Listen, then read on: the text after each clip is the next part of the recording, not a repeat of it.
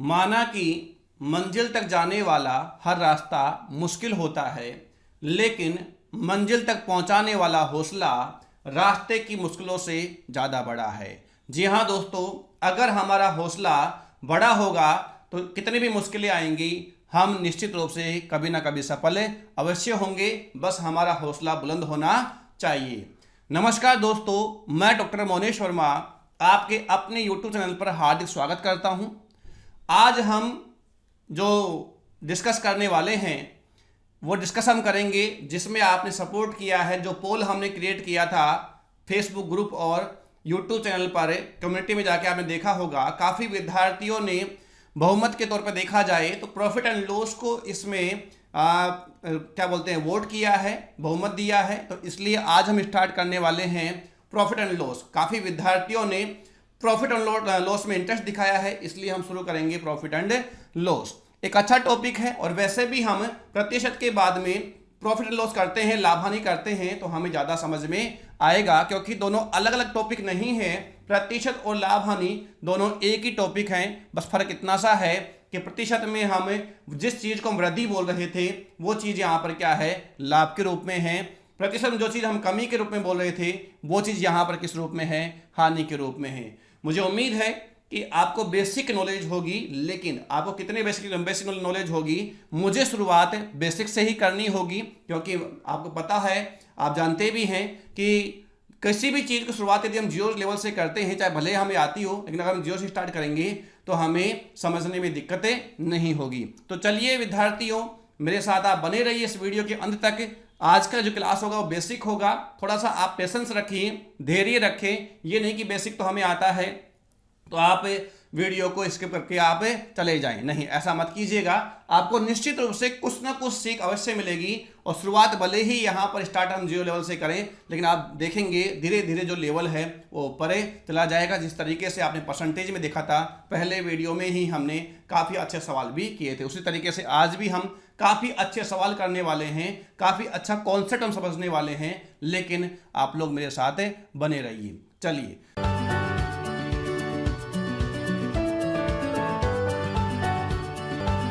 Subscribe now and press the bell icon. Never miss an update.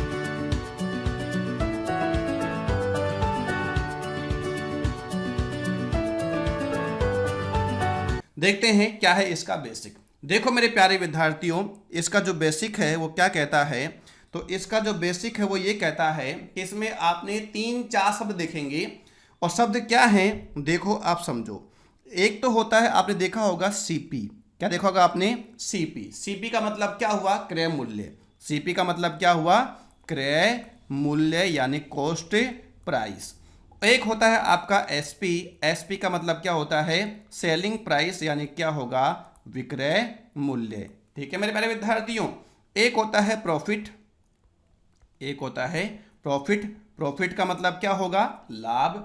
और एक होता है हानि, यानी कि लॉस, जिसे हम कहेंगे लॉस। और लॉस का मतलब क्या होगा, हानि। ठीक है। अब आप देखो, जो यहां पर दे रखा है क्रय मूल्य, एक आपने नाम सुना होगा लागत मूल्य का भी। क्या सुना होगा, लागत मूल्य का भी आपने नाम सुना होगा। लागत मूल्य और क्रय मूल्य में क्या अंतर है, तो देखा जाए तो लागत मूल्य और क्रय मूल्य एक ही होता है, अलग अलग नहीं होता है। लेकिन अगर इसे गहराई में हम जाके देखें, थोड़ा सा अंतर आपको दिखाई देगा। क्या दिखाई देगा कि मान लीजिए मैं किसी वस्तु को 100 रुपये में खरीदता हूं। किसी वस्तु को हम कितने में खरीदते हैं, 100 रुपये में खरीदते हैं। और अदर खर्चे क्या है, उसके जीरो हैं। अदर खर्चे क्या है, जीरो है। ये इसका कॉस्ट प्राइस हो गया, और ये इसका क्या हो गया, ये इसका क्या हो गया, अन्य खर्चे हो गए, अदर एक्सपेंस हो गए, और वो क्या है, जीरो है। तो बराबर आप इसको क्या कहेंगे, लागत मूल्य कहेंगे। क्या कहेंगे इसको, लागत मूल्य। जब क्रय मूल्य के साथ में अदर खर्चे आप जोड़ दिए जाएं तो लागत मतलब वस्तु हमें कितने की पड़ी है वो हमारी क्या होगी, लागत मूल्य होगी। लेकिन अधिकतर क्वेश्चनों में जो अदर खर्चे वो क्या होता है, जीरो होता है। तो अब आप देखो, ये क्या है, सीपी, ये क्या है, लागत मूल्य। तो लागत मूल्य किसके बराबर हो गया, सीपी के बराबर हो गया। तो इसलिए हम सीधे सीधे तौर पर कह देते हैं कि लाभ हानि की गणना हमेशा क्रय मूल्य पर की जाती है। किस पे करते हैं, क्रय मूल्य पर। अगर गहराई में हम जाके देखें तो लाभ हानि की गणना लागत मूल्य पे करते हैं, न कि क्रय मूल्य पे करते हैं, लेकिन जनरल तौर पे कहा जाए तो हम कह सकते हैं क्रय मूल्य पर करते हैं। ठीक है मेरे प्यारे विद्यार्थियों, मुझे उम्मीद है कि यहाँ पर आपको कोई डाउट नहीं होगा। देखो सीपी ऑलवेज 100%, सीपी जो है वह हमेशा क्या होता है 100% होता है। सीपी को आप हमेशा क्या मानेंगे 100% मानेंगे। विक्रय मूल्य, यहां पर क्या बोला गया है विक्रय मूल्य, और विक्रय मूल्य का मतलब क्या होता है कि आप वस्तु को कितने में बेच रहे हो, आप वस्तु को कितने में बेच रहे हो वो आपका क्या होगा विक्रय मूल्य होगा। अब देखो यहां पर आपको दे रखा है क्या प्रॉफिट, अगर 100% से ज्यादा आपको कुछ मिल रहा है तो वह आपका क्या होगा प्रॉफिट होगा। जैसे मान लीजिए 10%, 100% से ज्यादा यहां पर कितना है 10%, तो 10% आपका क्या होगा लाभ होगा। और 100% से कम, 100% से कम यदि कुछ भी है तो वह क्या होगा आपका हानि होगा। जैसे मान लीजिए 100% माइनस कितना है 10%, तो 10% आपकी क्या होगी हानि होगी। अब देखो यहां पर एक बात और समझो, किसी वस्तु का विक्रय मूल्य है 120%, कितना है 120% है।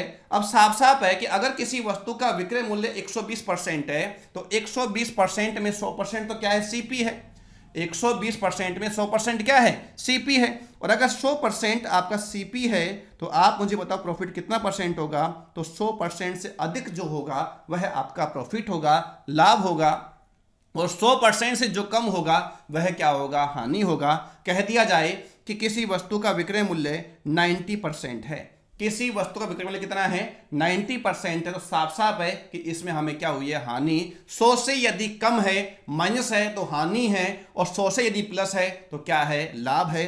तो यहां से आपको साफ साफ दिखाई दे रहा होगा मेरे प्यारे दोस्तों, मेरे प्यारे विद्यार्थियों, कि यहां लॉस कितने का है 10% का है। मुझे उम्मीद है कि ये बेसिक चीजें आपको पता है, आपको आती है और आपने समझ लिया होगा। जैसे मान लीजिए एक एग्जांपल मैं आपको देता हूं कि ये पेन है, मान लीजिए कितने का है 50 रुपए का है। यह पेन कितने का है 50 रुपए का है। इस पेन को मैं 50 रुपए में खरीदता हूं, इस पेन को मैं 50 रुपए में खरीदता हूं और 60 रुपए में बेच देता हूं। खरीदा कितने में 50 रुपए, बेचा कितने में 60 रुपए। तो 50 रुपए जो है वह मेरी क्या है कॉस्ट प्राइस है, क्रय मूल्य है। 60 रुपए जो है वह मेरा क्या है विक्रय मूल्य है।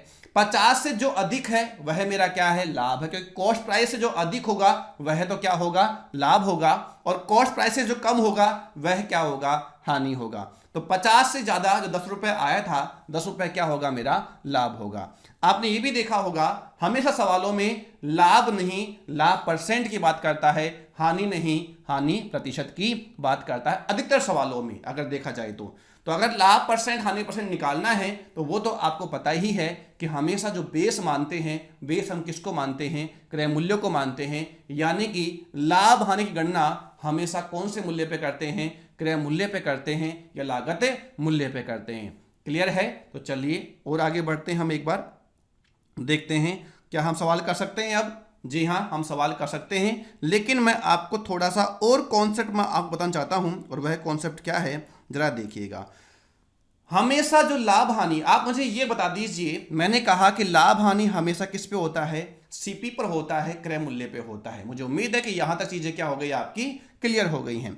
अब देखो मैं आपसे क्या बताना चाह रहा हूं, आप मुझे बताइए एक व्यक्ति की जो इनकम है वह एक्सपेंसेस से खर्चों से ज्यादा होनी चाहिए या कम होनी चाहिए। तो आप कहेंगे हमेशा इनकम ज्यादा होनी चाहिए और एक्सपेंसेस यानी खर्चे कम होनी चाहिए, तभी जाकर बात सही है। तो देखो मैं ये भी कह रहा हूं कि इनकम, इसको हम एक तरीके से और बता रहे हैं, इनकम इनकमिंग और आउटगोइंग, ये भी आप कह सकते हो इनकमिंग और आउटगोइंग। हमेशा लाभ हानि की गणना किस पे करोगे आप, इनकमिंग और आउटगोइंग पर। देखो इनकमिंग का मतलब क्या है कि हमारे पास में जो आया, हमारे पास में जो आया वह तो क्या है इनकमिंग है, और आउटगोइंग क्या है, तो हमारे पास जो चीज गई वो क्या है आउटगोइंग है।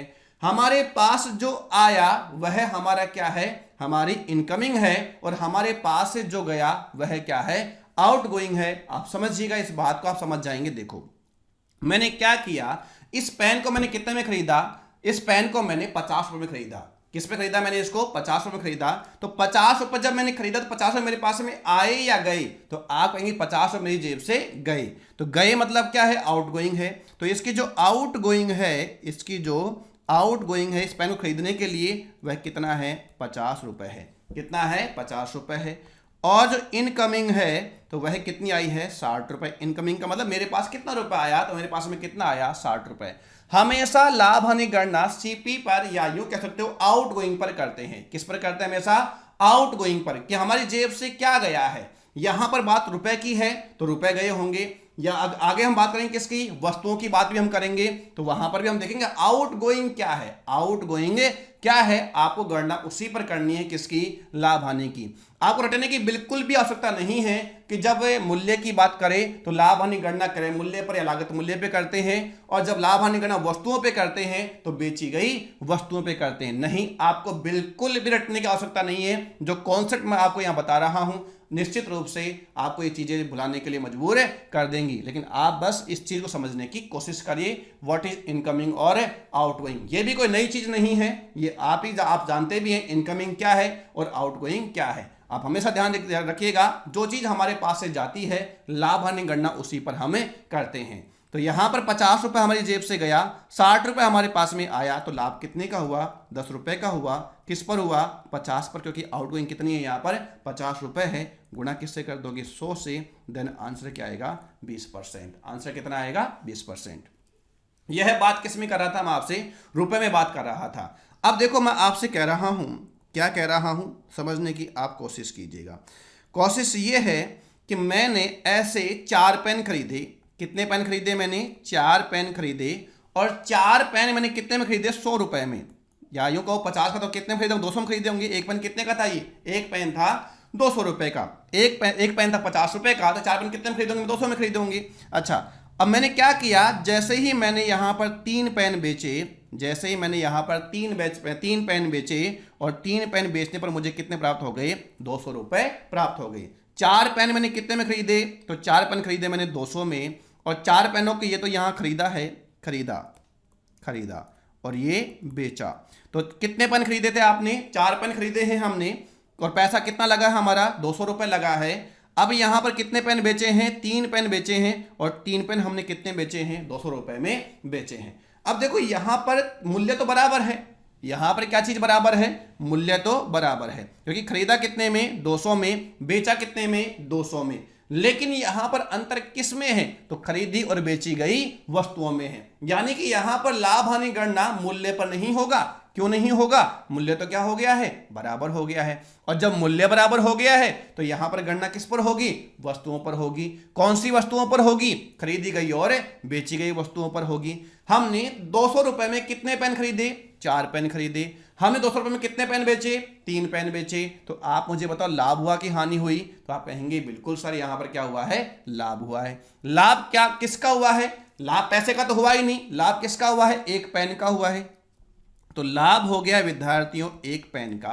अब मुद्दा यहां पर है, एक पेन का लाभ तो हो गया, पर एक पेन का लाभ 4 पेन पे हुआ, 3 पेन पे हुआ है, किसी और पर हुआ। विद्यार्थी गलती यहां कर देता है, विद्यार्थी गलती यहां कर बैठता है, उसे रट्टा मारा हुआ होता है कि हमें किस पर करना है, क्रय मूल्य पे करना है। मूल्य को ध्यान देता नहीं, क्रय पे ध्यान देता है। तो क्रय तो कितना किया है यहां पर, 4 किया है, और बटा कितना कर देगा यहां पर, 4 कर देगा। इसलिए मैं आपसे कह रहा हूं, जब भी आप सवाल करें तो आप रटे नहीं, कि उस चीज को समझें। अगर हम किसी चीज को रटेंगे तो निश्चित है एक ना एक दिन अवश्य भूल जाएंगे, लेकिन यदि हम किसी चीज को समझेंगे तो निश्चित है हम कभी भी नहीं भूलेंगे।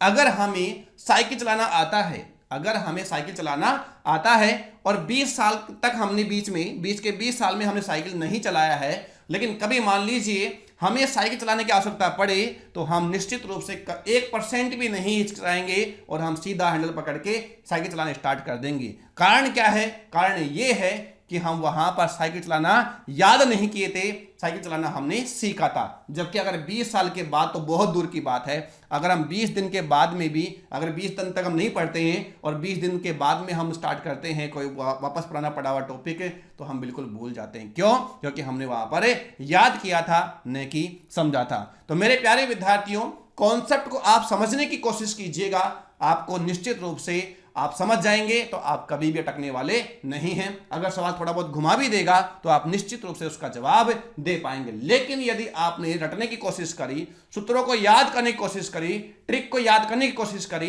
तो आप उन्हीं सवालों को हल कर पाएंगे जो सवाल आपने पहले कभी किए हैं। और उनकी भी शर्त यही है कि यदि आपको ट्रिक्स और फॉर्मूलेज याद है तो ही आप कर पाओगे, अन्यथा नहीं कर पाओगे। लेकिन यदि आपने कॉन्सेप्ट को समझ लिया तो आप वो सवाल भी कर पाएंगे जो आपने पहली बार देखे हैं, क्योंकि आपको कॉन्सेप्ट क्या है, क्लियर है। तो मैं आपको यहां पर कॉन्सेप्ट क्लियर कराने की कोशिश कर रहा हूं, लेकिन आप अपने आप को थोड़ा सा आप समझाने की कोशिश करें कि हाँ कुछ नया है। ठीक है मेरे प्यारे विद्यार्थियों, शुरुआत तो हम जीरो से ही करेंगे, जीरो से ही हम कर रहे हैं, लेकिन थोड़ा सा पेशेंस की बहुत ज़्यादा सख्त आवश्यकता है शुरुआत के 1-2 वीडियोज में। जैसे ही आगे निकलेंगे तो आपको खुद को लेवल समझ में आ जाएगा कि लेवल क्या है। तो यहाँ पर आते हैं वापस पॉइंट पर। पॉइंट क्या है कि एक पेन का लाभ हुआ, एक पेन का लाभ हुआ। अब एक पेन का लाभ किस पर हुआ, तो मैंने कहा लाभ हानि गणना किस पे करना है, आपको आउट गोइंग पे करना है। किस पे करना है विद्यार्थियों, आउट गोइंग पे करना है। अब आप मुझे बताओ आपकी जेब से क्या गया, आपकी जेब से क्या गया, आपके पास आया क्या था, 4 पेन, वो तो इनकमिंग है। आया मतलब क्या है, इनकमिंग है, तो आया क्या था, 4 पेन। लेकिन आपकी जेब से गया क्या, तो पैसा तो गया नहीं, पैसा तो गया नहीं। क्या गया आपकी जेब से, यहां पर आपकी जेब से 3 पेन गई। आपकी जेब से क्या गए, यहां पर 3 पेन गए। तो जो हमारी जेब से जाएगा उसी पर हम क्या कर देंगे, लाभ हानि की गणना कर देंगे। तो एक पेन का लाभ 4 पर नहीं हुआ, किस पर हुआ, 3 पेन पर। गुणा किससे कर दोगे, 100 से, तो आंसर कितना आ जाएगा, 33 सही 1/3%। अब कुछ लोग इसको कैसे याद करते हैं, कहते हैं खरीदी गई वस्तु माइनस बेची गई वस्तु बटा बेची गई वस्तु गुणा 100। अगर आप हर सवाल के लिए ट्रिक याद करने लग गए तो भाई साहब आपका कुछ भी होने वाला नहीं है। ट्रिक तो आपको याद करनी ही नहीं है, ट्रिक नाम की कोई बीमारी आपके पास होनी ही नहीं चाहिए, आसपास भटकनी भी नहीं चाहिए। सबसे पहले आप जो आपके मन में अगर कीड़ा पार रखा है, वायरस पैदा कर रखा है कि ट्रिक से सफलता मिल जाती है, तो आप उनसे मिलिए जिन्होंने सफलता हासिल करी है। वास्तव में वो कभी भी आपको ट्रिक की सलाह नहीं देंगे। ट्रिक सिर्फ और सिर्फ ट्यूटर जो होता है अपना प्रभाव जमाने के लिए ट्रिक बताता है कि इतना छोटा भी हो सकता है, और विद्यार्थी उसमें खुश हो जाता है कि हाँ इतना छोटा सवाल हो गया। लेकिन निश्चित रूप से ये ट्रिक एक वह दलदल है जिससे आप कभी बाहर नहीं निकल सकते और कभी भी आप मंजिल तक नहीं पहुंच सकते, जबकि मंजिल आपके सामने खड़ी है, लेकिन दलदल में फंस गए हैं, आपको वहीं पर फंसे रहना है, आप आगे नहीं बढ़ सकते। तो कभी भी आपको दलदल में नहीं फंसना है, कॉन्सेप्ट क्लियर करते हुए चलना है मेरे साथ। चलिए, तो ये चीज आपको समझ में आ गई कि लाभ हानि गणना किस पे करते हैं, आउटगोइंग पे करते हैं। किस पे करते हैं विद्वानों, आउटगोइंग पर करते हैं। आउटगोइंग आपका पैसा भी हो सकता है, आउटगोइंग आपकी वस्तुएं भी हो सकती हैं। यहां आउटगोइंग पैसा भी था हमारा, लेकिन आउटगोइंग और इनकमिंग का पैसा क्या था, बराबर था। 200 में खरीदा गया, 200 में ही बेचा गया, इसलिए हमने गणना मूल्य पर ना करके किस पे किया, वस्तुओं पे किया। कि खरीदा कितनी वस्तुएं था मैंने, 4, और बेची कितनी है, 3, तो इसलिए मुझे कितने का लाभ हुआ, 1 पेन का लाभ हुआ। 1 पेन का लाभ किस पर हुआ, बेची गई वस्तुओं पर, यानी कि आउटगोइंग पर। आउटगोइंग यहां पर कितने थी, 3 पेन थी, गुणा मैंने किससे कर दिया, 100 से, बराबर कितना आ गया, 1/3%, और वो भी किसी बिना सूत्र के और बिना ट्रिक के, और किससे आया, केवल सॉरी कॉन्सेप्ट से आया। तो मुझे उम्मीद है कि आपका जो बेसिक है वो तैयार कर दिया है, बेसिक तैयार हो गया है। बिना विलंब किए चलते हम छोटे छोटे सवालों की ओर। आप बस एक बार वीडियो को लाइक कर दीजिए। चलो बढ़ते हैं सवाल नंबर 1 की ओर। सवाल नंबर 1 आ चुका है आपके स्क्रीन पर, मेरे सर के मतलब मेरे बगल में आया है। सवाल क्या लिखा हुआ मेरे प्यारे विद्यार्थियों कि एक दुकानदार एक वस्तु को 800 रुपए में खरीद कर 850 रुपए में बेच देता है, तो लाभ प्रतिशत क्या होगा। इससे आसान सवाल अगर टॉर्च लेकर भी आप देखोगे तो आपको मिलेगा नहीं, क्योंकि ये इतना आसान सवाल, इतना बेसिक सवाल दिया गया है, और ये बस इसीलिए दिया गया कि आपका कॉन्सेप्ट यदि क्लियर नहीं है। जो विद्यार्थी पहली बार लाभ हानि पढ़ रहे हैं तो 0 लेवल से स्टार्ट करें और आराम से, आप टेंशन ना लें, आप नोट्स बनाते रहिए, आपको समझ में आएगा ही आएगा। ये मेहनत उन विद्यार्थियों के लिए ही है जिन्होंने अभी तक कहीं पर भी कोचिंग नहीं ली है, अभी तक कहीं पर भी पढ़ाई नहीं करी है, 12th पास करें अभी मान लीजिए, और वो इस फील्ड में अभी नए हैं, तो उनके लिए ये मेहनत है। देखो मेरे प्यारे विद्यार्थियों, समझने की आप कोशिश करो। यहां पर सीपी कितना है, तो आप कहेंगे सीपी है 800 रुपए। सीपी कितना है 800 रुपये है खरीद कर मतलब क्या है क्रय मूल्य है। और एसपी कितना है, तो एसपी यहाँ पर है 850 रुपये, सेलिंग प्राइस कितना है 850 रुपये है। अच्छा, ये यहाँ पर सीपी है, ये यहाँ पर एसपी है, तो जो लाभ है वह कितने का है।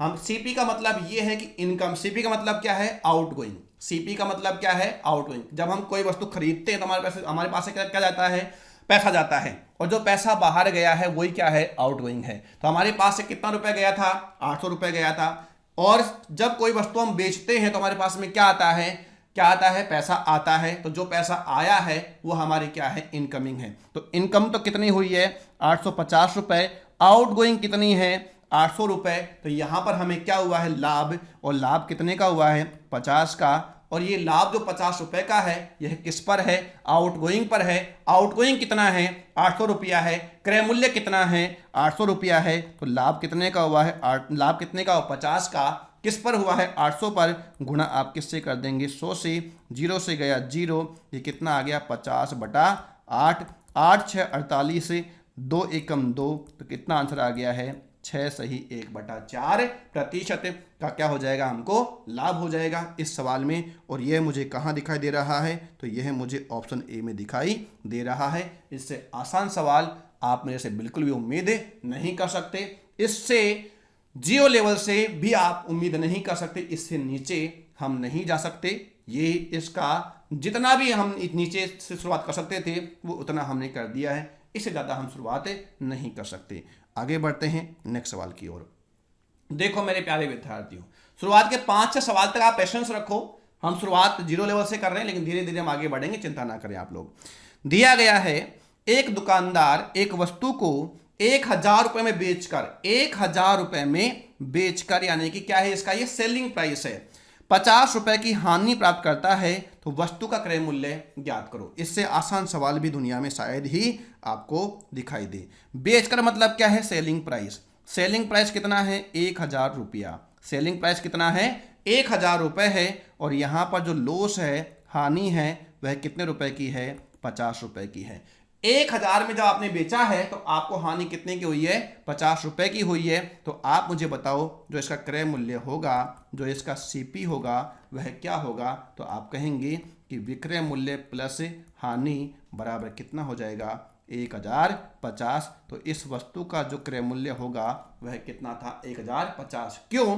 क्योंकि आपने यहाँ पर 50, ये आपका सीपी है, और आपने यहाँ पर बेचा है, बेचा कितने का है 1000 रुपए का, बेचा कितने का है 1000 रुपए का, और आपको हानि कितने की हुई है 50 रुपए की। सीपी से कम जो बेचते हो, सीपी से कम जो बेचते हो वो आपके क्या है हानि है, और सीपी से अधिक पर जो बेचते हो वो आपका क्या है लाभ है, प्रॉफिट है। ठीक है, तो आपने 50 रुपए कम में बेचा है, तो सीपी तक पहुंचने के लिए आपको 50 रुपए और कमाने पड़ेंगे। तो इसका मतलब जो इसका क्रय मूल्य है वो कितना रुपए अधिक होगा, एसपी से 50 रुपए अधिक होगा। इसलिए इस सवाल का आंसर कितना आ जाएगा 1050 आ जाएगा। और ये हमें कहाँ दिखाई दे रहा है, वापस ऑप्शन ए में दिखाई दे रहा है। इसलिए सवाल का सही जवाब होगा 1050। बढ़ते हैं आगे मेरे प्यारे विद्यार्थियों, मुझे उम्मीद है कि आपको समझ में आ रहा होगा। जिन विद्यार्थियों की यह आता है उनको थोड़ा सा गुस्सा भी आ रहा होगा, इस तरह थोड़ा लेवल का सवाल लीजिए। मैं बार बार आपसे विनती कर रहा हूं, पेशेंस रखिए, धैर्य रखिए, सवाल का लेवल तो वो दिखा दूंगा जो आपने अभी तक बिल्कुल भी अनुमान भी नहीं लगाया होगा, जिस तरीके से हमने परसेंटेज में किया ही है कुछ सवाल। तो ठीक है, ऐसा भी नहीं है कि हम बिल्कुल केवल आपको डराने के लिए हम ऐसे सवाल दिखा दें जिससे कि कोई मतलब ही नहीं हो। सवाल वही होंगे जो एग्जाम के रिलेवेंट होंगे, जो एग्जाम में आज नहीं तो कभी ना कभी या तो आए हुए होंगे या कभी ना कभी आने की संभावना है। संभावना ही हो सकती है आए, इस बात की कोई श्योरिटी नहीं है, लेकिन होगा वही जो वास्तविकता में हमारे चारों ओर गठित होता है, जो चारों ओर बीतता है। देखो मेरे प्यारे विद्यार्थियों, एक अच्छा सवाल, थोड़ा सा अच्छा सवाल कहूंगा मैं इसको। एक व्यक्ति एक साइकिल को 2500 रुपये में खरीदता है और 500 रुपये उसकी मरम्मत पर खर्च करता है, तो 25% लाभ कमाने के लिए उस साइकिल को कितने रुपए में बेचना होगा, ये आपसे सवाल में कहा जा रहा है। देखो मेरे प्यारे विद्यार्थियों, इस सवाल में जो सीपी है वह कितना है 2500 रुपये है। इस सवाल का जो क्रय मूल्य है, इस सवाल में जो साइकिल है उसकी क्रय मूल्य कितना है 2500 रुपये है। और मरम्मत पर आपने कितना खर्च किया है, तो आपने खर्च किया इसमें 500 रुपये। कितना खर्च किया है 500 रुपये। तो इस साइकिल की जो लागत मूल्य है, इस साइकिल की जो लागत मूल्य है वह कितना है? तो आप कहोगे 3000 रुपये। इस साइकिल का जो लागत मूल्य है वह कितना है? 3000 रुपये है। मैंने क्या कहा? लाभ हानि की गणना हमेशा किस पर होता है? आउटगोइंग पर होता है। आउटगोइंग यहाँ दो प्रकार से हुई, एक सीपी में और एक मरम्मत कराने में। तो यहाँ टोटल आउटगोइंग कितनी हो गई है? 3000 रुपये। यानी कि लाभ हानि गणना जो करनी है हमें किस पर करनी है? 2500 पर नहीं करनी है, 500 पर नहीं करनी है, किस पे करनी है? 3000 रुपये पर करनी, क्योंकि साइकिल जो हमारी साइकिल जो लागत मूल्य है वह कितना है? 3000 रुपये है। अच्छा, इसको क्या चाहिए? 25% लाभ चाहिए। इसको क्या चाहिए? 25% का लाभ चाहिए। मेरे प्यारे विद्यार्थियों, 25% का मतलब होता है 1/4, और प्रॉफिट का निशान कहाँ जाएगा? ऊपर। तो 4 रुपये तो क्या है? इसका सीपी है। 4 रुपये क्या है? सीपी है, लागत मूल्य आप कह सकते हो। एक का लाभ है, एक का इसको लाभ कमाना है, तो बेचे कितने में? 5 में। बेचे कितने में? 5 में। और गणना हमें किस पर करनी है? 3000 पर करनी है। किस पे करनी है? 3000 पर करनी है। अब आप इतना सा ध्यान रखना, जो चीज हमें चाहिए वो कहाँ रहनी चाहिए? ऊपर रहनी चाहिए। जो चीज हमें चाहिए वो कहाँ रहनी चाहिए? ऊपर रहनी चाहिए। बाकी दूसरा मान कहाँ चले जाता है? नीचे चला जाता है। मान लीजिए हमारे कमरे में काफी सामान पड़ा हुआ है और दिवाली आ रही है, मान लीजिए दिवाली आ रही है और हमें उस सामान को क्या करना है? इकट्ठा करना है। तो हम क्या करेंगे? तो हम किसी न किसी बॉक्सों में उन सामान को जमाएंगे। तो जब हम सामान जमाएंगे तो हम किस तरीके से जमाएंगे? हम इस तरीके से जमाएंगे कि सबसे पहले हम उसमें वो सामान रखें, यानी कि नीचे की ओर हम वो सामान रखें जो कभी काम नहीं आए। मेरे प्यारे विद्यार्थियों, जो सामान कभी काम आएगा ही नहीं तो उसको नीचे क्यों रखना है? उसको रद्दी वाले को बेच देना है कि नहीं? तो जो सामान कभी काम आएगा ही नहीं उसको तो नीचे रखने की जरूरत ही नहीं है। जब हमें पता है कभी काम नहीं है तो उसको रद्दी वाले को अपन को बेच देना है। लेकिन जो सामान मान लीजिए कभी काम आ जाए, कभी काम आ सकता है, उसको कहाँ रखेंगे? नीचे रखेंगे। जो सामान अगले 5-6 महीने में भी काम आने की संभावना हो उसको उसके ऊपर रख देंगे। और जो सामान अभी काम आने वाला उसको हम कहाँ रखेंगे? ऊपर ही ऊपर रखेंगे। यानी कि जो चीज हमको चाहिए वो कहाँ रहती है? ऊपर रहती है। अगर हमें सवाल में क्रय मूल्य निकालना है तो क्रय मूल्य ऊपर रहेगा। अगर हमें सवाल में विक्रय मूल्य निकालने की आवश्यकता पड़ रही है तो विक्रय मूल्य ऊपर रहेगा। अगर हमें सवाल में लाभ निकालना है तो लाभ ऊपर रहेगा। अगर हमारे सवाल में हानि निकालनी है तो हानि ऊपर रहेगा। यानी कि जो चीज हमसे पूछना चाह रहा है वो कहां रहेगा? ऊपर रहेगा। ऊपर का मतलब यहां पर अंश के रूप में बनेगा। वहां आपके सामने यहां पर दो ही चीज हैं कि 100 ऊपर रहेगा या नीचे रहेगा। विद्यार्थी गलती कहां कर बैठता है? विद्यार्थी गलती यही करता है कि 100 ऊपर रहेगा या नीचे रहेगा। जैसे 25% को समझता है तो वो कहता है 100 में खरीदा और 125 में बेचा। अब वहां पर ये कंफ्यूजन हो जाता है कि 100 नीचे रहेगा या ऊपर रहेगा, 125 ऊपर रहेगा या नीचे रहेगा। तो आपको कुछ भी नहीं करना, जो चीज आपको चाहिए वो कहां रहेगा? ऊपर रहेगा। आपको क्या चाहिए? यहां पर देखो कितने रुपए में बेचना। बेचने का मतलब क्या होता है? Selling price. बेचने का मतलब क्या होता है? सेलिंग प्राइस आपसे पूछ रहा है। 1/4 का लाभ कमाना है। 1/4 का लाभ है कि 4 पर लाभ कितने का है? 1 का। तो आपका जो एसपी होगा, सेलिंग प्राइस होगा, वो कितना होगा? 5 रुपए होगा। यानी कि ऊपर क्या रहेगा? 5। तो नीचे क्या आ जाएगा? अपने आप 4 आ जाएगा। बस आपका समाधान मिल जाना चाहिए, कोई दिक्कत इसमें आपको नहीं होनी चाहिए। अब देखो यहां पर 4 का भाग लगाना है और पिछले वीडियो में ही मैंने बताया था कि कभी भी किसी भी संख्या में 4 का भाग लगाना हो तो कभी भी 4 का भाग मत लगाओ, आधे का आधा कर दो। जैसे कि 30 का आधा कितना हो गया? 15। 15 का आधा कितना हो गया? 7.5। या यूं कहो 300 का आधा, पॉइंटों में चला गया, कोई दिक्कत की बात नहीं है। 300 का डायरेक्ट कर दो। 3000 का आधा कितना हो गया? 1500। 1500 का आधा कितना हो गया? 7.5। 750। बोलो हाँ है ना? तो बिल्कुल हाँ। 3000 का आधा हो गया 1500, 1500 का आधा हो गया 750। तो अब हम क्या करेंगे? यहां पर 5 से मल्टीप्लाई कर देंगे। 0 5 5 25, कितना बच गया? 2 7 5 35 और 2 कितना हो गया है? 37। यानी कि यदि हमें उस साइकिल पर कितना परसेंट का लाभ चाहिए? 25% का लाभ चाहिए तो हमें साइकिल को कितने बेचना होगा? 3750 रुपये में बेचना होगा, जिस साइकिल की लागत मूल्य कितना था? 3000 रुपये था। और मुझे उम्मीद है कि आपको समझ में आ गया होगा और काफ़ी विद्यार्थी आगे बढ़ने की चाह रख रहे होंगे। इस सवाल का सही जवाब भी क्या होगा? ऑप्शन ए होगा। चलो बढ़े हम आगे। चलो देखो नेक्स्ट सवाल। आसान आसान सवाल है। आप लोग बस अच्छे नोट्स बनाइए ताकि कोई दिक्कत बाद में नहीं आए। एक व्यक्ति एक वस्तु को 1800 रुपये में बेचता है एक व्यक्ति एक वस्तु को 1800 रुपये में बेचता है और 20% हानि प्राप्त करता है। कितनी हानि प्राप्त करता है? 20%। वस्तु का विक्रय मूल्य क्या होगा यदि वह 20% लाभ कमाना चाहता है? मेरे प्यारे विद्यार्थियों, आप समझने की कोशिश करो, आप समझने की कोशिश करो। तो इसमें जो एसपी है, इस सवाल का जो एसपी है वह कितना है विद्यार्थियों? 1800 रुपये है। कितना? 1800 रुपये। और यहाँ पर दे रखा है क्या कि हमें लॉस हुआ है, हानि हुई है। हानि कितने परसेंट की हुई है? 20% की हुई है। 20% का मतलब क्या हुआ? तो आप कहोगे 1/5 हुआ। लॉस निशान कहाँ जाएगा? नीचे की ओर जाएगा। एरो कहाँ जाएगा? नीचे की ओर जाएगा। लेकिन हमें हमारी रिक्वायरमेंट क्या है? लाभ चाहिए। लाभ कितना चाहिए? 20% का ही लाभ चाहिए। तो कितना चाहिए? 1/5 का ही लाभ चाहिए। लेकिन ये कहाँ जाएगा? ऊपर जाएगा। देखो, इसका बिल्कुल बेसिक बता रहा हूँ पहले मैं आपको, बिल्कुल जो इसका बेसिक है वो। तो 1800 रुपये है। अगर हमें विक्रय मूल्य चाहिए तो उससे पहले हमें क्या चाहिए? क्रय मूल्य चाहिए।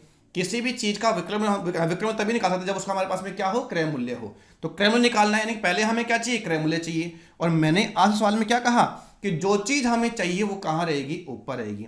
1800 में जब आपने बेचा तो अब क्या हुआ? 20% की हानि हुई, यानी कि 1/5 की हानि हुई। 1/5 की हानि हुई। 1800 रुपये क्या चीज है? सेलिंग प्राइस है। हमें क्या निकालना है? कॉस्ट प्राइस निकालना है। और कॉस्ट प्राइस निकालना है तो कॉस्ट प्राइस कहाँ रहेगा? ऊपर रहेगा। यानी 5 कहाँ रहेगा? ऊपर रहेगा। और 5 में से 1 गया तो कितना आ गया? 4 कहाँ रहेगा? नीचे। अगर मैं इतनी गणना करता हूं तो इस गणना से मेरे पास में क्या आएगा? मेरे पास में यहां पर आ जाएगा सीपी। लेकिन सवाल ने तो एसपी पूछा है। सवाल ने क्या पूछा है? एसपी। तो कोई बात नहीं, अब आगे बढ़ जाते हैं हम। अब हमको यहां पर क्या मिल चुका है? सीपी मिल चुका है। लेकिन हमें क्या चाहिए? एसपी। अब हमें एसपी चाहिए तो एसपी कहां रहेगा? ऊपर रहेगा। तो यहां पर देखो, 5 में अगर लागत मूल्य है तो 1 का लाभ है, तो बेचे कितने में? 6 में बेचेगा। तो 6 कहां रहेगा? ऊपर। और 5 कहां रहेगा? नीचे। 5 से 5 क्या हो गया? कैंसिल हो गया। ये कितनी बार गया? 2 बार। ये कितनी बार गया? 3 बार। ये कितनी बार गया? 900 बार। 900 गुणा किससे करोगे? 3 से। आंसर कितना आ जाएगा? 2700 आ जाएगा। कितना आ जाएगा? 2700। ये मैंने इसका पूरा प्रोसेस और बेसिक तरीका मैंने आपको बताने की कोशिश करी है। लेकिन यदि हम मान लीजिए इस तरीके से नहीं करते तो आप कैसे करते? तो देखो मेरे प्यारे विद्यार्थियों, आप इस तरीके से भी इसको सोल्व कर सकते थे कि 1800 रुपये है। कितना है? 1800 रुपये। हमें डायरेक्ट क्या चाहिए? यहाँ पर एसपी चाहिए। मैंने कहा जो चीज़ हमें चाहिए वो कहाँ रहेगी? ऊपर। हमें क्या चाहिए? लाभ। लाभ कितना चाहिए? 20% का। तो 20% का लाभ चाहिए तो आप सीपी से कितना अधिक पर बेचोगे? तो आप कहोगे 20% अधिक पर बेचोगे। सीपी कितना होता है? 100% होता है। तो 20% लाभ कमाने के लिए आपका जो एसपी है वह सीपी से कितना अधिक होना चाहिए? 20% होना चाहिए। सीपी का कितना परसेंट होना चाहिए? 120% होना चाहिए। यानी कि हमें क्या चाहिए? 120% की वैल्यू चाहिए। तो यहाँ ऊपर क्या रहेगा? 120% रहेगा। ठीक है मेरे प्यारे विद्यार्थियों। लेकिन आपने बेचा तो कितने में? 1800 में बेचा है और आपको क्या हो गया? हानि हो गई। अब हानि हुई है तो इसका मतलब 100% से आपने कम में बेचा है। कितने कम में बेचा है? जितने की हानि परसेंट हुई है। हानि परसेंट कितने की हुई है? 20% की हुई है। यानी कि 100% में से कितना जाएगा? 20%। तो कितना आ जाएगा? 80%। यानी कि 1800 रुपये जो है उसी पे कितना परसेंट है? 80% है। तो नीचे कितना आ जाएगा? 80% आ जाएगा। परसेंट से परसेंट कैंसिल कर दो। आप काट दो किससे? 40 से। 40 दूनी 80 हो गया। 40 तिया 120 हो गया। ये कितना आ गया? 900। आंसर कितना आ गया इसका? 2700 रुपये। बेसिक तरीका भी मैंने बता दिया और कॉन्सेप्चुअल तरीका भी मैंने आपको बता दिया है। तो इस सवाल का जो सही जवाब होगा वो ऑप्शन है बी होगा। और हमें यहाँ पर अब आगे बढ़ना चाहिए। चलते हैं नेक्स्ट सवाल की ओर। एक दुकानदार एक वस्तु को 2000 रुपये में बेचता है और 25% हानि प्राप्त करता है, तो 20% का लाभ प्राप्त करने के लिए उस वस्तु को कितने रुपये में बेचना होगा? सिर्फ और सिर्फ आपकी प्रैक्टिस कराने के लिए सवाल दिया गया है और इसको हम बिना विलंब करे जल्दी से सोल्व कर देंगे। 2000 में बेचा। कितने में बेचा? 2000 में। 2000 में बेचने पर क्या हुआ? हानि। हमें क्या चाहिए? वो ऊपर रहेगा। हमें क्या चाहिए? 20% का लाभ। यानी यहां पर कितना आएगा? 120%। जो हमारे साथ में हुआ वो कहां रहेगा? नीचे। 25% हानि का मतलब क्या है? 75%। परसेंट से परसेंट काट दो। ये लीजिए, परसेंट से परसेंट काट दो। 15 5 75, 15 8 120। ये कितनी बार गया? तो 400 बार गया। आंसर कितना आ जाएगा इसका? 3200 रुपये। और ये मुझे कहाँ दिखाई दे रहा है? ये मुझे ऑप्शन सी में दिखाई दे रहा है। बिना विलंब करे हम बढ़ते हैं आगे नेक्स्ट सवाल की ओर। आसान सवाल में इतना समय देंगे, ज़्यादा समय हम नहीं दे सकते। अब देखो, थोड़ा सा यहाँ पर अच्छी बातें वो कर रहा है। एक दुकानदार एक वस्तु को 4200 रुपये में बेचकर, यानी कि एसपी है इसका 4200 रुपये, 16 सही 2/3% की हानि प्राप्त करता है। तो बताइए 14 सही 2/7% का लाभ प्राप्त करने के लिए वस्तुओं को कितने रुपए में बेचना होगा। जो एडवांस तरीका भी हम बता रहे थे, अब वो यहां पर क्या हो जाएगा, फेल हो जाएगा, लागू नहीं होगा। क्यों? मैंने पिछले परसेंटेज के टॉपिक में भी ये कहा था कि हर सवाल एक तरीके से करने का नहीं होता है। जहां परसेंटेज आसान है उसको हम बेसिक तरीके से कर देंगे, और जहां परसेंटेज आसान नहीं है उसको हम फ्रैक्शन से सोल्व करेंगे, तो कैलकुलेशन क्या हो जाएगा, हमारा कम हो जाएगा। यहां पर अगर हम 100% में करने लगे तो कैलकुलेशन किस में जाएगा, पॉइंटों में जाएगा, और गणना क्या हो जाएगी हमारी, बहुत कठिन हो जाएगी, हम इस सवाल को छोड़ना भी पड़ सकते हैं। तो इसलिए ऐसा काम बिल्कुल नहीं करना है। जो तरीका मैंने आपको बताया था अभी, वो तरीका द बेस्ट तरीका है। देखो इसका जो एसपी है वह कितना है, 4200 रुपये है। कितना है विद्यार्थियों, 4200 रुपये है। और हमें क्या हुई हानि, इसको दुनिया जानती है, और दुनिया में हम भी आते हैं, कितना होता है 1/6। इसको भी दुनिया जानती है, कितना होता है 1/7, क्योंकि हमने यहाँ पर क्या कर लिया है, परसेंटेज कंप्लीट कर लिया है। बस यही कारण था सबसे पहले परसेंटेज करने का, कि आपका बेसिक तैयार हो जाए, आपका जो बेस है वो तैयार हो जाए, और मुझे लगता है वो हमारा तैयार हो चुका है। जिन विद्यार्थियों ने अभी तक परसेंटेज कंप्लीट नहीं किया है, उनसे मेरी विनती है कि आप लोग परसेंटेज कंप्लीट कर लीजिए, उसको बार बार आप देख लीजिए, जिससे कि लाभ हानि आपको समझ में आ जाए। ठीक है, अगर मान लीजिए लाभ हानि भी चल रहा है तो आप वहां पर शुरुआत में जो परसेंटेज है उसके दो वीडियो उसके देखिए, एक वीडियो उसके देखिए, ताकि आप लोग क्या हो जाए, यहाँ पर मेरे साथ में पहुंच जाए। वैसे भी जो वीडियो है एक दिन छोड़ के एक दिन आता है, वो इसलिए आता है, एक दिन आप वीडियो देखें, उसके बाद नेक्स्ट डे आप उसका वो क्या बोलते हैं, उसको नोट्स बनाएं, और नेक्स्ट डे आप दूसरा वीडियो देखें, ताकि कोई भी दिक्कत आपको नहीं आए। डेली हम क्लास लगाएंगे, थोड़ी सी समस्या हो सकती है, जो पिछला रह जाता है वो कभी रिकवर करने का आपको मौका नहीं मिलता है। बस यही वजह है कि यहाँ पर आपको एक दिन छोड़ के एक दिन वीडियो अब उपलब्ध करवाया जा रहा है। तो वैसे भी देखा जाए तो मुझे भी टाइम लगता है इन चीज़ों को, एक दिन वीडियो बनाते हैं, फिर एडिटिंग करते हैं, फिर नेक्स्ट डे उसको प्रीमियर करते हैं, सब चीज़ में टाइम लगता है। अच्छी क्वालिटी की चीज़, अच्छी क्वालिटी का वीडियो बनाने के लिए हमें टाइम लगता ही लगता है। तो बस आप भी अपना नोट्स बनाइए अच्छी क्वालिटी के, और मैं अपना अच्छा वीडियो बनाता हूँ, है ना। तो एसपी कितना है, 4200 है। यहाँ पर दे रखा है हानि कितना है, 1/6 हानि है, निशान नीचे रहेगा। लेकिन चूंकि हमें तो क्या चाहिए, लाभ चाहिए। लाभ कितना चाहिए, 1/7 का निशान कहाँ रहेगा, ऊपर रहेगा। कुछ नहीं करना। देखो मेरे प्यारे विद्यार्थियों, 4200 रुपये क्या चीज़ है, इसका सेलिंग प्राइस है। जो चीज़ हमें चाहिए वो कहाँ रहेगा, ऊपर। सबसे पहले हमें इसमें क्या चाहिए, हमें इसमें सबसे पहले कॉस्ट प्राइस चाहिए, उसके बाद हम कहाँ पहुँचेंगे, सेलिंग प्राइस पर पहुँचेंगे। तो देखो मेरे प्यारे विद्यार्थियों, अगर हमें कॉस्ट प्राइस चाहिए, अगर हमें क्या चाहिए, कॉस्ट प्राइस, तो कॉस्ट प्राइस लाभ हानि गणना में से किस पे होती है, क्रय मूल्य पर होती है। तो कॉस्ट प्राइस कितना यहाँ पर 6 है, 6 में बेचने पर, 6 में यहाँ खरीदा, और यहाँ पर हानि कितने की हुई है, 1 की, तो बेचा कितने में होगा, 5 में। तो ये किसके बराबर है, 5 के। तो यहाँ पर हमें क्या प्राप्त हो जाएगा, कॉस्ट प्राइस प्राप्त हो जाएगा। लेकिन सवाल ने तो क्या पूछा है आपसे, क्या पूछा है, सेलिंग प्राइस पूछा। सेलिंग प्राइस कौन सा पूछा है, लाभ वाला। लाभ कितना, 1/7, यानी कि अगर हमें सेलिंग प्राइस निकालना है तो सेलिंग प्राइस कहाँ रहेगा, ऊपर। 7 की वस्तु पर लाभ कितने का है, 1 का, तो कितने बेचोगे, 8 में। वस्तु थी कितने की, 7 की। मुझे उम्मीद है कि यहाँ पर आपको कोई दिक्कतें नहीं होगी, सोल्व करेंगे, आंसर आ जाएगा। देखो ये कितनी बार गया, 600 बार गया। देखो कितनी बार गया, 120 बार गया। गया कि नहीं गया, तो 120 या कितना है, 48 है, या यूं कहो कि कितना हो गया, 720 हो गया। 720 गुणा किससे कर दोगे, 8 से। तो 0, 8 दूनी 16, 8 7 56, और एक कितना हो गया, 57। तो इस सवाल का जो सही जवाब होगा वह कितना होगा, 5760। मुझे उम्मीद है कि यह सवाल आपको समझ में आ गया है, और आंसर क्या होगा, ऑप्शन है ए होगा, 5760। सेम वैसा ही सवाल था, इसलिए हम इसमें और दोबारा से समझा नहीं सकते। जिनको समझ में नहीं आया है, वीडियो को दोबारा देख लेंगे तो आपको समझ में आ जाएगा। और फिर भी समझ में नहीं आए तो कमेंट करके बता देना, नेक्स्ट वीडियो में उसका दोबारा से एक बार रिपीट कर दूंगा, आप टेंशन बिल्कुल भी ना लें। और अगर वीडियो से पहले आप चाहते हैं तो मैंने बार बार कहा है, टेलीग्राम चैनल पर आपको कुछ भी नहीं करना। टेलीग्राम चैनल पर बस आपको स्क्रीनशॉट सेंड करना है, आपको निश्चित रूप से बहुत जल्दी सॉल्यूशन आपको मिल जाएगा। मेहनत आपको भी करनी है, ऐसा नहीं कि आपको मेहनत नहीं करनी, मेहनत आपको ही करनी है वैसे देखा जाए तो। बढ़ते हैं आगे नेक्स्ट सवाल की ओर। क्या कहा गया है, एक दुकानदार अपनी वस्तु को 12.5% के लाभ पर बेचता है, तो वस्तु का क्रय मूल्य क्या होगा यदि विक्रय मूल्य 630 रुपये हो। इससे आसान सवाल नहीं हो सकता। अरे आसान सवाल चल रहे हैं अभी, आसान सवाल है, बिल्कुल आसान सवाल है। 12.5% का लाभ मतलब 1/8 का लाभ। 1/8 का लाभ का मतलब 8 रुपए की वस्तु पर लाभ कितने का है, एक का वस्तु कितने बेच दिए, 9 रुपए में। अरे भाई 630 रुपए किसके बराबर था, 9 के बराबर था, गुणा किससे कर दोगे, 8 से। लिखने के तरीके अलग अलग हैं, ऐसे भी कह सकते हो कि 630। आपको क्या चाहिए, क्रय मूल्य चाहिए, क्या चाहिए, क्रय मूल्य। तो क्रय मूल्य कहाँ रहेगा, ऊपर, और यहाँ क्रय मूल्य कितना है 8, तो नीचे क्या रहेगा, विक्रय मूल्य, और वो कितना है, लाभ है, एक का तो कितना है 9। तो लिखने के तरीके अलग अलग है, बाकी ये भी वही है और ये भी वही है। 9 7 63 8 7 56, आंसर इज 560 रुपए। और ये हमें कहाँ दिखाई दे रहा है, तो ये हमें ऑप्शन सी में दिखाई दे रहा है। बहुत ही आसान सवाल, बहुत ही छोटा सवाल कर दिया है। आगे बढ़ते हैं। देखो मेरे प्यारे विद्यार्थियों क्या लिखा हुआ है। एक दुकानदार अपनी वस्तु को 16 सही 2/3% के लाभ पर बेचता है। यदि वस्तु का विक्रय मूल्य 1470 रुपये है तो वस्तु का क्रय मूल्य क्या होगा।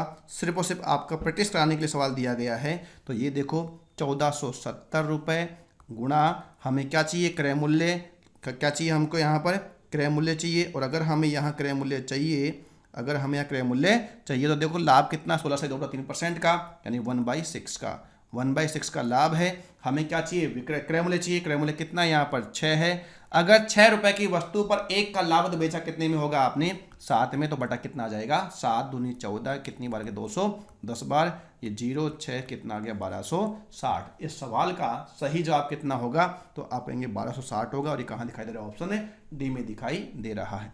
बहुत ही छोटे छोटे सवाल हैं, बहुत ही छोटे छोटे सवाल हैं, और मुझे उम्मीद है कि आपको समझ में आ रहा होगा। बढ़ते हैं नेक्स्ट सवाल की ओर। थोड़े से फास्ट हम इसलिए कर रहे हैं क्योंकि बहुत ही छोटे सवाल हैं, लेकिन जो लोग पहली बार देख रहे हैं और उनको कुछ दिक्कतें हो रही हैं, तो आप थोड़ा सा कष्ट कीजिएगा, थोड़ा सा आप मेहनत कीजिएगा, वीडियो को दोबारा देख लीजिएगा, आपको समझ में आ जाएगा। क्योंकि इन सवालों को मैं ज़्यादा टाइम नहीं दे सकता, आप भी समझते इन चीज़ों को। देखो सवाल नंबर 9 क्या कह रहा है। सवाल नंबर 9 ये कह रहा है कि एक दुकानदार अपनी वस्तुओं को 16 सही 2/3% की हानि पर बेचता है।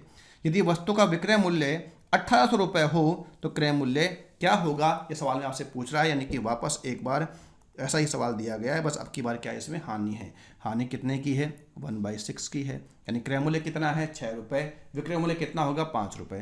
तो 1800 रुपये पर हमें गणना करनी है। हमें क्या चाहिए, क्रय मूल्य चाहिए। क्रय मूल्य कहाँ रहेगा, ऊपर रहेगा, यानी 6 कहाँ रहेगा, ऊपर।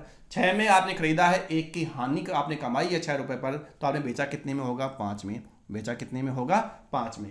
अब देखो मैंने क्या कहा आपसे, मैंने कहा कभी भी किसी भी संख्या में 5 का भाग मत लगाओ, कभी भी किसी भी संख्या में 5 का भाग मत लगाओ। जिसमें आप 5 का भाग लगा रहे हो उसमें उसको आप 2 से गुणा कर दो और 1 अंक के बाद का लगा दशमलव लगा दो। अब देखो मेरे प्यारे विद्यार्थियों क्या तरीका है। देखो यहाँ पर कितना हो गया, 12 हो गया क्या। जब मैं इसको 2 से गुणा करूंगा तो कितना हो जाएगा, 12 हो जाएगा। तो आप गुणा करो इसको, देखो 0 0 12 8 96 9 आ गया, और ये कितना आ गया 21 आ गया। मैंने क्या कहा था, जिसमें आप 5 का भाग लगा रहे हो उसको डबल कर दो। तो मैंने पूरी संख्या किससे गुणा कर दिया, 2 से गुणा कर दिया। और गुणनफल में आप 1 अंक के बाद क्या लगा, दशमलव लगा दो, दशमलव लगा दिया। तो इस सवाल का सही जवाब कितना होगा, 2160 होगा। और ये मुझे कहाँ दिखाई दे रहा है, ऑप्शन सी में दिखाई दे रहा है। अगर आपको कोई दिक्कत है तो टेंशन ना लो। 1800 गुणा 6 बटा कितना कर दोगे, 5। अब देखो 5 से कितना हो गया, 15। उसके बाद कितना बच गया है, 3। 6 पंजे कितना आ गया है, 30। आप गुणा करेंगे 6 6 36 और 6 18 3 कितना आ गया, 21। तो तभी भी वही आएगा, 2160 ही आएगा। ठीक है मेरे प्यारे विद्यार्थियों। तो मैंने 5 का जो कॉन्सेप्ट है, लॉजिक है, वो मैंने समझाया था पहले कि क्यों हम यहाँ पर ऐसा करते हैं, क्यों हम 2 से गुणा करते हैं और क्यों 1 अंक के बाद दशमलव लगा देते हैं। उसके पीछे कहानी आपको बताई थी। तो आप बार बार उस चीज़ को अपन दोहरा नहीं सकते। यहाँ पर थोड़ी सी टाइप चेंज हो रही है, बेसिक खत्म है। थोड़ा सा हम एक स्टेप आगे पहुंच रहे हैं। बेसिक खत्म हो चुका है, बेसिक सवाल खत्म हो चुके हैं, यूँ कह सकते हो। लेकिन थोड़ा सा हम 1 स्टेप आगे हम आगे कदम बढ़ा रहे हैं। तो चलिए शुरू करते हैं। ये टाइप क्या लिखा हुआ है, लिखा हुआ है कि 9 वस्तुओं का विक्रय मूल्य 12 वस्तुओं के क्रय मूल्य के बराबर है। 9 वस्तुओं का विक्रय मूल्य 12 वस्तुओं क्रय मूल्य के बराबर है। तो पूरे सौदे पर लाभ या हानि ज्ञात करो। मैं इसको आप 1 नहीं 2 नहीं 3 तरीके से बताना चाहूंगा, क्योंकि इस टाइप का पहला ही सवाल है। और अब मैं एडवांस विद्यार्थियों की चिंता नहीं करूंगा क्योंकि अब ये थोड़ा सा लेवल की बात है। तो मेरा ध्यान बिगिनर विद्यार्थियों पर है। जो लोग अभी स्टार्ट कर रहे हैं मैंने उनको भी सिखाना है। तो इसलिए मैं यहाँ पर इस सवाल को 3 तरीके से बताऊंगा, आप लोग बस देखते जाइए। देखो मेरे प्यारे विद्यार्थियों क्या कह रहा है। पहले मैं बता रहा हूं इसका जो बेसिक कॉन्सेप्ट है, जो बेसिक है वो पहले मैं आपको बता रहा हूं, और वो क्या है देखो मेरे प्यारे विद्यार्थियों। मैंने कहा माना, सवाल में क्या कहा, 12 वस्तुओं का क्रय मूल्य के बराबर है 9 वस्तुओं का विक्रय मूल्य। तो 12 वस्तुओं के क्रय मूल्य के बराबर, तो मैंने कहा माना 12 वस्तुओं का क्रय मूल्य के लिए मैं लिख दिया यहाँ पर सीपी कितना है, x रुपए है। क्या मान लिया मैंने यहाँ पर, 12 वस्तुओं का क्रय मूल्य कितना है, x रुपए है।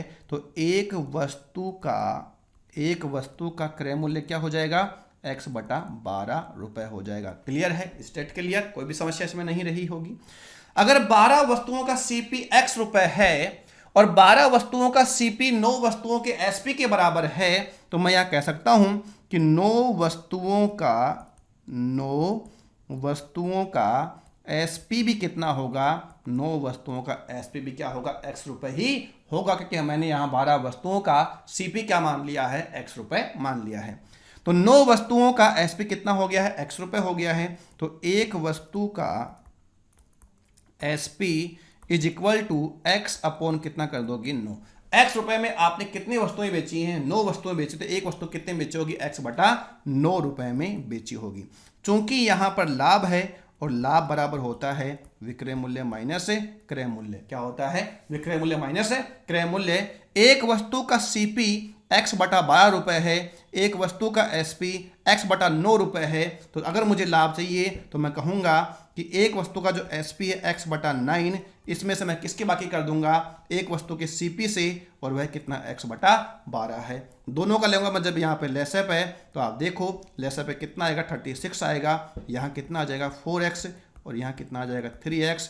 तो लाभ है, जो प्रॉफिट है वह कितने का है, x बटा 36 रुपए का। कितने का लाभ है सवाल में, x बटा 36 रुपए का हुआ है। क्योंकि सवाल में तो मुझसे क्या पूछा गया है, लाभ या हानि प्रतिशत। जो ऑप्शंस हैं ये किस में है, परसेंट में है, और अगर ये परसेंट में है तो हमें आंसर किस में देना होगा, परसेंट में देना होगा। तो अब बात करते हैं, ये लाभ तो x बटा 36 रुपए का हो गया, लेकिन लाभ हुआ किस पर है, क्रय मूल्य पर। क्योंकि हमें क्या चाहिए, यहाँ पर लाभ परसेंट चाहिए, तो लाभ परसेंट चाहिए, तो लाभ प्रतिशत, लाभ हुआ है कितने का, x बटा 36 रुपए का। किस पर हुआ है, क्रय मूल्य पर हुआ है। एक वस्तु का सीपी कितना है, x बटा 12 है, और गुणा आप किससे कर दोगे, 100 से कर दोगी। तो देखो मेरे प्यारे विद्यार्थियों, आप क्या करोगे, जो यहाँ पर भाग का चिन्ह है इसको किस में कन्वर्ट कर दोगे, गुणा में, ताकि दिक्कत ना हो। तो आप कहोगे कि x बटा 36 गुणा 12 बटा x गुणा किससे कर दोगे, 100 से। x कैंसिल हुआ, 12 तिया 36 हो गया, और आंसर कितना आ गया है, 33 सही 1/3%। ये था इसका बिल्कुल बेसिक तरीका जो मैंने आपको बताने का यहाँ पर थोड़े से यहाँ पर कोशिश करी है। और मुझे पता है जो बिगनर विद्यार्थी हैं उन्हें ये तरीका पसंद भी आया होगा और अच्छा भी लगा होगा। लेकिन मैं ये नहीं कह रहा कि आपको एग्जाम में ऐसे करना है, नहीं, एग्जाम में जो करना हो तो मैं अभी आगे बताऊंगा, लेकिन इसको समझना, इसको सीखना बेस के लिए बहुत जरूरी था, इसलिए मैंने ये बताया है। चलिए एक और तरीका मैं आपको बता रहा हूं। एक और तरीका क्या है, आप समझने की कोशिश करिए। मैंने यहां पर आपसे सवाल में क्या कहा, मैंने आपसे सवाल में कहा कि माना 12 वस्तुओं का जो सीपी है वो कितना मान लिया, मैंने x रुपए मान लिया। कितना मान लिया, x रुपए मान लिया। तो जब मानना ही है, जब मानना हमें है, तो कुछ ऐसा माने जिससे कि कैलकुलेशन क्या हो जाए, कम हो जाए, गणना क्या हो जाए, कम हो जाए। तो 12 वस्तुओं का सीपी 9 वस्तुओं के एसपी के बराबर है, तो मैं कोई एक ऐसी संख्या मानूं जिसमें 12 का भी भाग चल जाए और 9 का भी भाग चल जाए, जिससे कि मैं 12 वस्तुओं का जो सीपी है वो किसके बराबर रख दूं, 9 वस्तुओं के एसपी के बराबर।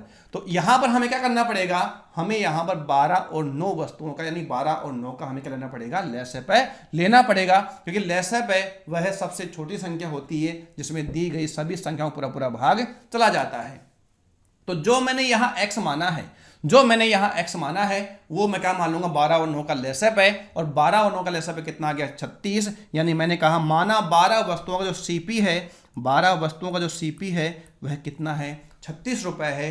ये हमने माना है, x भी हम नहीं माना था, 36 भी हम नहीं माना है। आप कितना भी मान सकते, कोई दिक्कत की बात इसमें है नहीं। अगर 12 वस्तुओं का सीपी 36 रुपए है तो एक वस्तु का सीपी 36 बटा 12 करोगे, बराबर कितना आ जाएगा, 3 रुपए। यानी कि एक वस्तु को आपने कितने में खरीदा है, ₹3 में खरीदा है और 12 वस्तुओं का जो सीपी है वो किसके बराबर है, 9 वस्तुओं के एसपी के बराबर है। तो अगर 12 वस्तुओं का सीपी ₹36 है तो 9 वस्तुओं का एसपी भी कितना होगा, ₹36 होगा। और अगर 9 वस्तुओं का एसपी ₹36 है तो एक वस्तु का एसपी 36 मतलब कितना कर दोगे, 9 बराबर कितना कर दोगे, ₹4। एक वस्तु को आपने कितने में खरीदा है, ₹3 में खरीदा है। एक वस्तु को आपने कितने में बेचा है, ₹4 में बेचा है। लाभ कितने रुपए का हुआ, ₹1 का हुआ, ₹1 का हुआ। किस पर हुआ, 3 पर हुआ। गुणा किससे कर दोगे, 100 से। आंसर हमारा कितना आ जाएगा, 33.1/3%। मुझे उम्मीद है कि यह तरीका भी आपको समझ में आ गया होगा। दोनों एक ही तरीके हैं, वहां हमने x माना, यहां पर हमने कोई संख्या मान ली, जिससे कि गणना क्या हो गई, आसान हो गई। चलो मेरे प्यारे विद्यार्थियों, हम करते हैं एक और तरीके से इस सवाल को, जो इसका बिल्कुल तरीका अच्छा है और वो चीज़ें आपको सीखनी है। सीखना क्या है, कुछ भी नहीं है, साफ साफ लिखा हुआ है, साफ साफ लिखा हुआ है। क्या बोला है, 9 वस्तुओं का एसपी। क्या बोला है, 9 वस्तुओं का एसपी किसके बराबर है, 12 वस्तुओं के क्रय मूल्य के बराबर है, 12 वस्तुओं के सीपी के बराबर है। सवाल को हमने लिखा है केवल, और कुछ भी इसमें हमने किया नहीं है। 9 वस्तुओं का एसपी किसके बराबर है, 12 वस्तुओं के सीपी के बराबर है। ये आंतरिक पद और ये क्या हो गया, बाह्य पद। एसपी कितना आ गया है, ₹12, तो सीपी कितना था, ₹9। आपने खरीदा कितने में था, 9 में, तो बेचा कितने में है, 12 में। लाभ कितने का हुआ है, 3 का। किस पर, 9 पर। गुणा किससे, 100 से। आंसर कितना आ जाएगा, 33.1/3%। मुझे उम्मीद है कि यहाँ तक कोई दिक्कत नहीं रही होगी।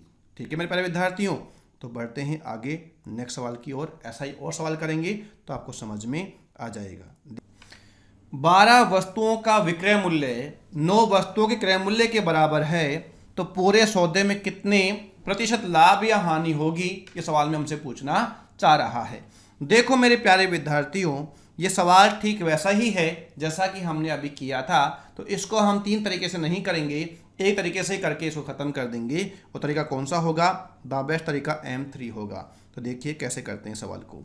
कहा गया कि 12 वस्तुओं का CP is equal to 9 article का 12 वस्तुओं का SP, 12 वस्तुओं का SP इज इक्वल टू 9 वस्तुओं का CP के बराबर है। ऐसा सवाल में लिखा हुआ है, बोल रहा है। तो SP कितना है, ₹9, CP कितना है, ₹12। SP है यहाँ पर ₹9 और CP है यहाँ पर ₹12।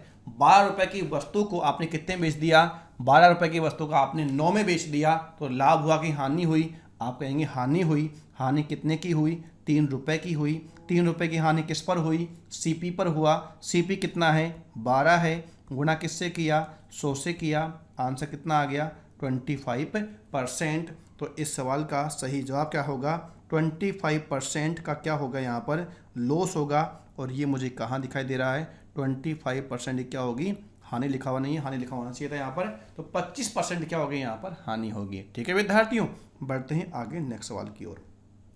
देखो क्या बोल रहा है सवाल में कि एक व्यक्ति 80 किलोग्राम चावल खरीदता है और उसे 30 किलोग्राम के लिए किए गए भुगतान के बराबर के लाभ पर बेच देता है, उसका लाभ प्रतिशत क्या होगा।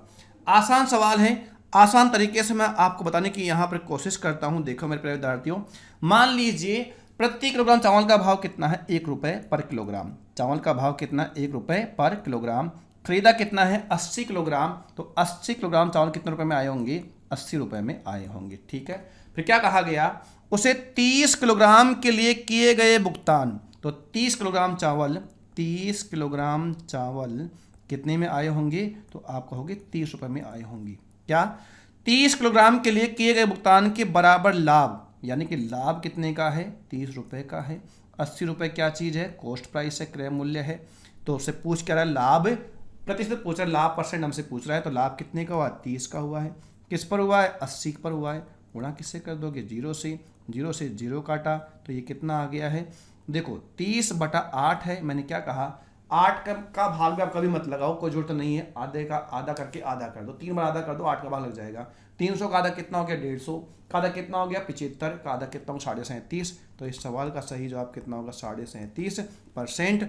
और ये मुझे कहाँ दिखाई दे रहा है, ऑप्शन ए में दिखाई दे रहा है। ये तो बेसिक तरीका मैंने आपको बताया, वैसे आप करते यहीं कर लेते कि 30 किलोग्राम का लाभ है, किस पर है, 80 किलोग्राम पर सवाल खुद बोल रहा था ये, गुणा 100 आप करो तो आपकी मर्जी, नहीं करो तो आपकी मर्जी, आपको परसेंट वैसे पता होना चाहिए। 0.03/8 जो है कितना होता है, 37.1/2% होता है, ये पता होना आपको चाहिए। ठीक है, बढ़ते हैं नेक्स्ट सवाल की ओर। क्या दिया गया है, देखो अच्छा सवाल में से कहूँगा क्या कहा गया है, 25 संतरे बेचने पर किसी दुकानदार को 5 संतरों के विक्रय मूल्य के बराबर लाभ होता है, तो उसे पूरे सौदे पर कुल कितने % का लाभ होगा, ये सवाल मैं आपसे पूछना चाह रहा है। 25 संतरे बेचने पर किसी दुकानदार को 5 संतरों के विक्रय मूल्य के बराबर लाभ होता है, तो पूरे सौदे पर कुल कितने % का लाभ होगा, ये सवाल मैं आपसे पूछना चाह रहा है। देखो मेरे प्यारे विद्यार्थियों, इस सवाल को भी मैं आपको 2 तरीके से बता रहा हूँ, एक बेसिक और एक एडवांस। देखो क्या कहता है, मैंने कहा कि माना एक संतरे का विक्रय मूल्य क्या मान लिया मैंने, 1 रुपये। मैंने यहाँ विक्रय मूल्य क्यों माना, क्रय मूल्य क्यों नहीं माना, ये भी एक सोचने की बात थी कि हमेशा क्रय मूल्य मानते हैं, लेकिन यहाँ पर हमने क्या माना है, विक्रय मूल्य माना है। तो मेरे प्यारे विद्यार्थियों, मैंने यहाँ विक्रय मूल्य इसलिए माना है क्योंकि जो लाभ है वो किसके बराबर है, विक्रय मूल्य के बराबर है। साफ साफ लिखा, लाभ किसके बराबर है, विक्रय मूल्य के बराबर है। अगर लाभ क्रय मूल्य के बराबर होता तो मैं यहाँ क्रय मूल्य मानता, अगर लाभ विक्रय मूल्य के बराबर होता तो यहां पर मैंने क्या मान लिया है, विक्रय मूल्य मान लिया है। तो माना एक संतरे का विक्रय मूल्य कितना मान लिया, 1, तो बेचा कितने हैं, 25 संतरे बेचा है, तो 25 संतरों का विक्रय मूल्य, 25 संतरों का विक्रय मूल्य कितना हो जाएगा, 25 रुपये हो जाएगा। 25 संतरे आपने कितने बेचा है, 25 में बेचा है, और 25 संतरे बेचने पर आपको 5 संतरों के विक्रय मूल्य के बराबर क्या हुआ है, लाभ हुआ है। तो 5 संतरों का विक्रय मूल्य, 5 संतरों का विक्रय मूल्य SP इज इक्वल टू कितना आ जाएगा, 5 रुपये आ जाएगा। 25 में बेचने पर 5 का लाभ हुआ है, लेकिन लाभ हानि हमेशा किस पर होती है, आउटगोइंग पर होती है। यहां पर आउटगोइंग कितना है, तो आप कहोगे कि 25 में तो आपने बेचा है, 5 का तो लाभ कमाया है ना, 5 का लाभ 25 पे कमाया है क्या, जी नहीं, 25 तो हमारे पास में आया है, 25 तो क्या है, इनकमिंग है। तो बेचा कितने में था आपने, 20 में, क्योंकि 25 रुपए जब आए हैं आपके पास, उसमें 5 रुपए क्या है, लाभ भी है आपका। जब 25 रुपए आपके पास में आए हैं तो उसमें 5 रुपए क्या है, लाभ है। तो आपकी जेब से गया कितना था, 20 रुपए। यानी 5 का जो लाभ हुआ है 25 पर नहीं, किस पर हुआ है, 20 पर। गुणा किससे कर दोगे, 100 से, और आंसर कितना आ जाएगा, 25%। इस सवाल का सही जवाब जो होगा तो वह कितना होगा, 25% क्या हो जाएगा, लाभ हो जाएगा। क्लियर है, ये था हमने बेसिक तरीका को बताया। इसका एडवांस तरीका क्या है, देखो मेरे प्यारे विद्यार्थियों, समझने की आप कोशिश करो।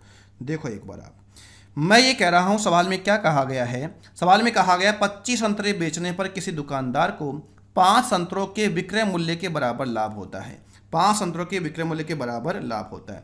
सुनो मेरी बात, आप जानते हैं CP बराबर क्या होता है, CP यानी क्रय मूल्य बराबर क्या होता है, तो आप कहोगे SP माइनस प्रॉफिट होता है। क्या होता है, क्रय मूल्य जब लाभ हो तो विक्रय मूल्य में से लाभ की बाकी कर देने पर, विक्रय मूल्य में से लाभ की बाकी कर देने पर हमें क्या प्राप्त होता है, हमें क्रय मूल्य प्राप्त होता है। क्या, विक्रय मूल्य में से लाभ घटा देने पर हमें क्या प्राप्त होगा, क्रय मूल्य प्राप्त होगा। 50 का पेन 60 में बेचा, लाभ कितने का, 10 रुपए का हुआ। 60 में बेचने पर लाभ 10 रुपए का है, 60 में बेचने पर 10 रुपए का लाभ है, तो क्रय मूल्य कितना है, आपको 60 माइनस 10 बराबर कितना आ जाएगा, 50 रुपए, और ये मेरा क्या होगा, क्रय मूल्य होगा। अब 25 संतरे बेचे हैं, तो 25 संतरे बेचे तो 25 संतरे खरीदे होंगे आपने, 25 संतरे खरीदे होंगे, तो ये आ गया 25 का CP, 25 संतरों का क्या आ गया, ये क्रय मूल्य आ गया है। और जब आपने इनको बेचा तो कितने बेच दिया, 25 SP में बेच दिया। कितने बेच दिया, 25 SP में, और 25 SP में बेचने पर आपको क्या हुआ, लाभ हुआ। लाभ किसके बराबर हो, 5 संतरों के विक्रय मूल्य के बराबर, क्या हो गया, 5 SP हो जाएगा। मेरी बात समझ में आई। 25 संतरों का ये क्या चीज है, क्रय मूल्य है। 25 संतरों के क्या है, क्रय मूल्य है। ये क्या है, 25 संतरों का विक्रय मूल्य है। इसमें क्या है, लाभ है। लाभ कितने संतरों के विक्रय मूल्य के बराबर है, 5 संतरों के विक्रय मूल्य के बराबर है। विक्रय मूल्य में से लाभ की बाकी कर देने पर क्या प्राप्त होगा, मुझे क्रय मूल्य प्राप्त होगा। ये भी क्रय मूल्य है और ये भी क्या है, क्रय मूल्य, दोनों बराबर हैं। तो यह हो जाएगा 25 CP is equal to 20 SP। तो आप आगे जानते हैं CP और SP। तो यहाँ पर लाभ कितने का है, 5 का, किस पर है, 20 पर, गुणा किससे करोगे, 100 से। आंसर कितना आ जाएगा, 25%। क्लियर है। मुझे उम्मीद है कि आपको ये बात समझ में आ गई होगी। अगर नहीं भी आई है तो धैर्य रखें, और सवाल अभी आप आगे आएंगे, आपको समझ में आएगा ही आएगा। बढ़ता हूँ नेक्स्ट सवाल की ओर। देखो क्या बोल रहा है। 25 संतरे बेचने पर किसी दुकानदार को 5 संतरों के क्रय मूल्य के बराबर लाभ होता है। अब की बार किसके बराबर है? क्रय मूल्य के बराबर है। तो पूरे सौदे पर कुल कितने प्रतिशत का लाभ होगा, ये सवाल मैं आपसे पूछना चाह रहा है। देखो मेरे प्यारे विद्यार्थियों, मैं वही कह रहा हूं कि माना एक संतरे का सीपी कितना मान लिया मैंने, 1 रुपये। आपने बेचा कितने हैं? 25 संतरे। तो 25 संतरों का सीपी कितना हो गया है? 25 रुपये हो गया है। कितना हो गया है? 25 रुपये हो गया है। और 5 संतरों के क्रय मूल्य के बराबर लाभ है। तो मेरे प्यारे विद्यार्थियों, 5 संतरों का क्रय मूल्य, 5 संतरों का सीपी कितना है? 5 रुपये है। आपको पता है कि लाभ हानि गणना करने के लिए हमारे पास एक तो लाभ या हानि हो और क्या हो? क्रय मूल्य हो। हमें यहाँ एसपी की आवश्यकता ही नहीं है। तो लाभ कितने का हुआ? 5 का हुआ है। किस पर हुआ है? क्रय मूल्य पर हुआ है। क्रय मूल्य कितना है? 25 रुपये है। गुणा किससे कर दोगे? 100 से कर दोगे। आंसर कितना बताओगे? 20% बताओगे। कोई दिक्कत है इसमें किसी को? नहीं।